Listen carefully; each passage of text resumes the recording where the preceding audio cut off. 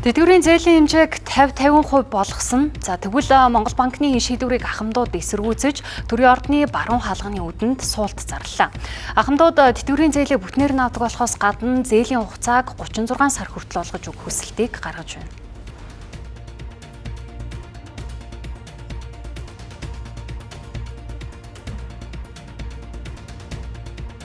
Улсад хөдөлмөрсөн хөлсөөх хувиа хадгалуулсныхаа ямиг авах гэж байгаа болохоос бид нэр ямар нэмээж гэж шаардлага тавиагүй. Бид нар ерөөс нэмэх тал дээр юм тавиагүй. Хүүг жоохон бууруулж өгнө үү? 50-50-гаа болоо хуучин хэвээр нь олгож өгөөч 100% тэтгэврээ хугацааг жоохон уртсан хэмжээгээр олгож өгөөч гэж л бид нар хүсэж байгаа. 570 мянган төгрөг юм чинь 5 сая 700 мянган төгрөг дахиад 6 сая төгрөг гарах ёстой байсан бол надад юу 6 мянган төгрөгөөс илүү юм болохгүй юм байлээ. Тийм учраас би аваачаад эсэргүүцээд би нэг юу яагаагүй надад сунгаад баг 2-3 сараас тултгаа нэмээд өгчих боломж байдаг юм уу? 5 сарын мөнгө нэмээд аваад 18 болоод тулчлаа.